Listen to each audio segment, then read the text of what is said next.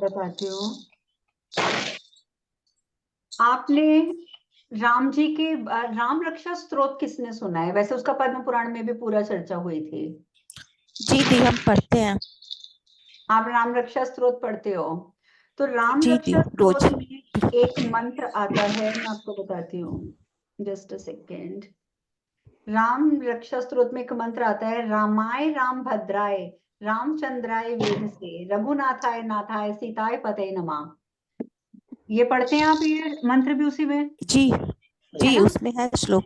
जी दी। श्लोक में है राम रक्षा स्तोत्र में। जी कहते ये हैं, अभी ये आप जब ब्रह्म वैवर्त पुराण सुनेंगे उसमें आगे जी आएगा कि ब्रह्म वैवर्त पुराण में जब महादेव ने सारा कुछ बताया था विष्णु पूजन के बारे में और ये सारी चीजें, और उन्होंने जब विष्णु जी की पूजा का सारा प्रावधान बताया था, तब उसमें एक लाइन आती है कि तब माता पार्वती ने कहा कि अब मैं भी श्री राम की भक्ति करूंगी आपकी तरह, क्योंकि देखिए वो उनके अर्धांगिनी थी, और जब उनके पति देव करते हैं श्री राम की भक्ति तो माता रानी ने भी करनी थी, माता पार्वती ने भी।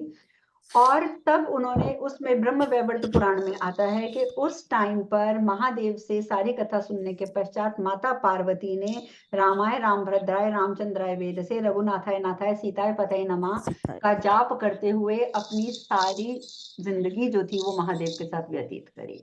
झुनझुन। तो बेसिकली कहने का मेरा ये बताने का तात्पर्य है कि जो आजकल के लोगों के मन में एक ही चीज होती है, लैक ऑफ टाइम, टाइम नहीं है, टाइम नहीं है। तो बेसिकली ये उन्होंने बताया है कि अगर आप रक्षा स्तोत्र पूरा नहीं भी पढ़ते तो रक्षा स्तोत्र का आप सिर्फ ये श्लोक भी पढ़ते हैं तो ये श्लोक आपको पूरे रक्षा स्तोत्र का फल प्रदान करता है, क्योंकि माता पार्वती भी यही श्लोक करती थी, यही वाले श्लोक का जाप करती थी वो।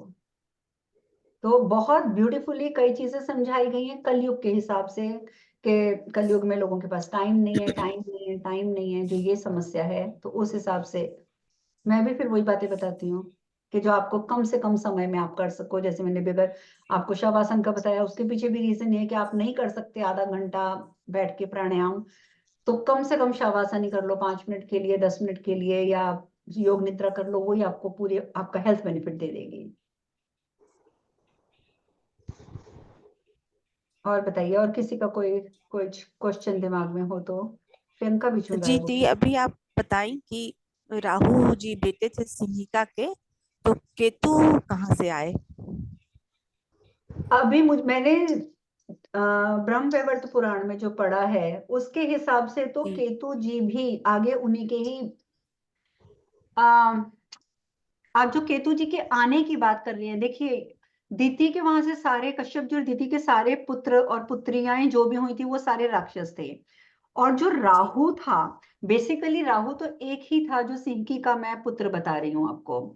और जब जी भगवान ने गर्दन काट दी थी मोहिनी बनकर, तो जब केतु। भगवान विष्णु ने जी समुद्र मंथन के टाइम पर उनकी गर्दन को काट दिया था, तो वही एक व्यक्ति दो भागों में विभाजित हुआ था, जो एक राहु कहलाता रहा और एक को लोगों ने केतु कहना शुरू कर दिया था। ठीक जी है, तो जो ऊपर का पार्ट था वो राहु बन गया था, यही है ना विभा, आप ज्यादा है एस्ट्रोलॉजी में। जी और जो नीचे जी का हाँ भाग जी। था वो केतु बन गया था। केतु हो गए। केतु। इसीलिए कहते हैं कि जिसका राहु खराब होता है ना, तो उसका समझो ये हिस्सा खराब हो गया, और जब ये हिस्सा खराब होता है तो लोगों के विचार गलत होने लग जाएंगे, डिसीजंस गलत होने लग जाएंगे, हर चीज में जो भी वो डिसीजन लेंगे वो गलत लेंगे, बाद में पछताते रहेंगे लेकिन डिसीजन गलत लेंगे। लेकिन केतु उससे भी ज्यादा खतरनाक है। क्यों? यहां तक है राहु, राहु से तो आप सिर्फ डिसीजन ले रहे हो, लेकिन इसके नीचे का पार्ट केतु है जिसमें आपके हाथ भी आ रहे हैं, पैर भी आ रहे हैं, पूरा शरीर आ रहा है।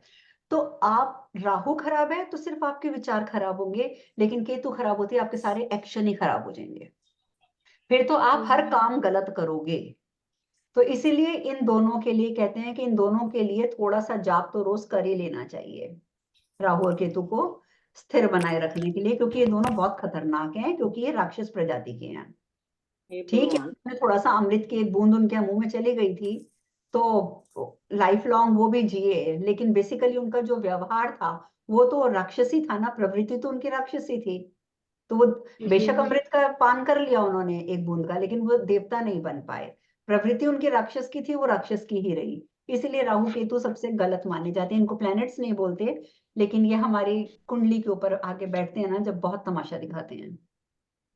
शुरू से ये इसके काम लिए कर हम रहा लोग को बोलते हैं कि हम्म। जिसके घर पे एक स्टार जो की रहती है ना, जो कुछ यूज में नहीं है, वो केतु है, इसके लिए वो फेंक दो जल्दी से जल्दी, ऐसा कि बोलते हैं। इसको हाँ, की कई लोग जो रख लेते एक्स्ट्रा हैं, रहती जो है। चाबियां हाँ, होती हैं ना घर में, जैसे हम्म, सपोज आपकी कभी कोई चाबी गुम गई है, आपने नई बनवा ली, वही। फिर उसके बाद हाँ, या ताला टूट गया, आपने नया ताला ले लिया, नया। वो चाबी पड़ी रह गई, तो वो जो हाँ, बस चाबियां जहाँ पड़ी रह जाएंगी आपकी, वो केतु का काम करती हैं केतु आपके का। घर पे। हाँ, केतु का। और दूसरा, अभी जैसे कैसे गुड। अ, इसलिए पुरानी चाबियां घर में नहीं रखते। राहु आपका कैसे खराब होगा? अगर आपका बाथरूम गंदा है, अगर आपका बाथरूम गीला रहता है, ठीक है, आपका राहु कभी ठीक नहीं हो सकता। आप करोड़ों कोशिशें कर लो, करोड़ों उपाय कर लो, आपका राहु खराब ही रहेगा। घर में क्लटर पड़ा है, आपका केतु खराब ही रहेगा, आप जो मर्जी कर लो। राहु और कैसे खराब होता है? जैसे सपोज लोग क्या करते हैं, घर का एक कोना बना दिया, जो आया अपने शूज वहीं उतारता गया उतारता गया। वो शूज टेढ़े मेढ़े पड़े हैं, एक के ऊपर एक पड़े हैं, उल्टे सीधे पड़े हैं, मतलब जहां ऐसे घर में जूते पड़े होंगे, जहां पुराने जूते होंगे, जहां फटे हुए जूते होंगे, और जहां अनसिस्टमेटिकली जूते पड़े होंगे, वहां राहु कभी आपका ठीक नहीं रहेगा। आपका राहु खराब होएगा। जूते जब भी रखने हैं, एक रैक रखो, पूरे पूरे जोड़े बनाकर तमीज से सजा कर जूतों को रखो। वो भी या तो आप साउथ की साइड में रखो या वेस्ट की साइड में रखो, और तब आप देखना कि आपका राहु खराब नहीं होगा। लेकिन अगर आपके जूते खराब हैं, गलत तरीके से रखे हैं, ऊपर नीचे रखे हैं, तो आपके घर में राहु की प्रॉब्लम आएगी आएगी। और अगर आप कहती हो जूते भी हमारे ठीक हैं, घर में क्लटर भी नहीं है, लेकिन फिर भी घर में थोड़ा बहुत वास्तु दोष है, तो उसमें एक बड़ा अच्छा उपाय होता है। जैसे हम लोग कहते हैं पंचमुखी हनुमान जी मेन डोर पे लगाना, अंदर की साइड, वो तो है ही है। घर में केले का आप पेड़ लगा लें, उससे बड़े से बड़ा वास्तु दोष आपका खत्म हो जाता है। केले के पेड़ से और एक तुलसी के पेड़ से, तुलसी के पौधे से। तुलसी का पौधा आप रखिए रोज, उसके आगे आप दीपक जलाइए, आपके फाइनेंसेस कभी लॉस में नहीं जाएंगे, आपको फाइनेंशियल गेन ही मिलेगा जिंदगी में हमेशा। शांति मिलेगी, पैसा मिलेगा। अगर आप केले की बजाय, अगर आपको इंडिया में मिल जाता है, यहाँ तो हमारी किस्मत कि हमें केली का पेड़ मिलता ही नहीं है, केले का तो फिर भी यहाँ मिल जाता है। केली का पेड़ अगर आपको मिल जाए सपोज, केली का पेड़ वो होता है जिसपे केले नहीं लगते, ठीक है, वो बेसिकली पूजा के लिए इस्तेमाल किया जाता है। केली का पेड़ अगर आप घर में लगा लेते हैं, केली जितने भी बड़ा वास्तु दोष हो वो खत्म हो जाता है। तो केली ये केली हाँ जी, क्या क्या केली केली केली केली उसको केली बोलते हैं, केली का पौधा बोलते हैं। उस पे फल फल नहीं लगते उस पे। उसका सबसे बड़ी बात ये होती है कि उस पे वो फ्रूटफुल नहीं होता, उस पे फल नहीं लगते। लेकिन समस्या यहाँ यहाँ पे मैंने बहुत सर्च मारी, केले का मिल जाता है पर केली नहीं मिलता है यहाँ पे। यहाँ अलग अलग तरीके के फल वाले मिल जाते हैं पर बिना फल के। मंदिरों में जो केले का पेड़ लगता है वो केले का नहीं होता, वो केली का होता है। उसको केली का इसलिए बोलते हैं क्योंकि एक तो वो फल नहीं देता, और दूसरा वो बेसिकली पूजा के काम आता है। गुरु माँ, या हरे कृष्ण गुरु माँ। हरे कृष्णा। माँ, मेरे यहाँ तुलसी की सूख गई हैं एकदम, मतलब लकड़ी जैसी हो गई, कोई पत्ता कुछ नहीं है उसपे। तो तो उसमें से क्यों उनकी मतलब? मंजीरी भी तो हुई होगी, मंजीरी रखी है आपने संभाल के? हाँ हाँ हाँ, रखे हैं। तो बस उसी के आसपास आप वो मंजीरी डाल दीजिए, उसी मिट्टी में। अच्छा, मतलब कोई ऐसी कोई बात नहीं ना है कि मतलब नो कि नो सूख नो गई? नो, इंसान नहीं मरते बुढ़े होके। तो फिर जिसमें भी जीव है, जिसमें भी आत्मा है, उसका अंत निश्चित है, चाहे वो पौधे जी, तो हो, उनके जानवर हो, पौधों या का, हम इंसान हो। उनकी जो वही जड़ पानी है डाल असली, दीजिए। उसका क्या करेंगे? नहीं नहीं, पानी तो आप डालिए। देखिए बेसिकली हम क्या मानते हैं, जैसे सपोज आपके पास सिर्फ वो एक डंडी रह गई है, बाकी वो सारा सूख चुका है, ठीक है, जी तो जी, डंडी रह आप गई है। उसको हवन कुंड में, हवन की अग्नि में उसको आप प्रज्वलित कर सकते हैं। जी गुरु ठीक माँ। माता है। जी, दीपक भी जलाया मैं जाता है ना आपको उनका? क्या चीज? जैसे तुलसी की लकड़ी जो होती है पतली पतली, हाँ हाँ तो उसका मैं हाँ, वो दीपक तो, बना देती हूँ और हाँ वो तो भगवान एकादशी विष्णु में को जला जलाया देती जाता हूँ। है।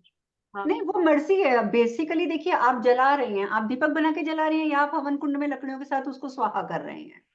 और जी अगर हाँ आपके पास हवन कुंड का अरेंजमेंट नहीं है, तो आप किसी धरती में साफ जगह पर, जहां पर आपको पता हो कि यहाँ पे कोई जानवर जाकर सुसु वगैरह नहीं करता है, ठीक है, ऐसी किसी जगह पे आप जमीन में भी गाड़ सकते हैं। पर जलाना सबसे उत्तम माना जाता है, कि उसको जला दो। जैसे प्रियंका बता रही है कि वो जोत बना के जला देती है, आप वैसे नॉर्मली जला दो, ठीक है, तो वो जी भी गुरुमा, अच्छा वो है, तो मैं लेकिन इसका कोई वहम नहीं होना नया चाहिए। पौधा ले लो और उसमें नीचे एकदम कुंडी के नीचे छोटा सा फिटकरी का टुकड़ा रखो, तो बहुत अच्छा रहेगा। फिटकरी का? हाँ, बहुत अच्छा। ओके, फर्टिलाइजर भी बहुत अच्छा रहेगा। और ये तो चलो फिर ये संडे देख को ला लेते हैं। सकते हैं, क्या चीज? संडे को नया पौधा ला सकते हैं। तुलसी का नहीं संडे को नहीं मेरे ख्याल से नहीं करते हैं। तुलसी को तो नहीं हाथ नहीं में नहीं करते ला संडे सकते। को नहीं, संडे को नहीं। मेरे यहाँ बहुत तुलसी जी है, मैं ला के दे दूंगी आपको।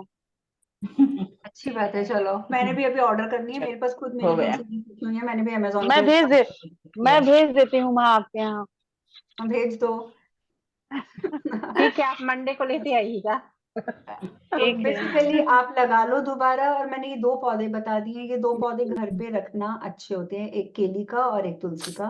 तो इससे आपका वास्तु दोष घर का खत्म हो जाता है।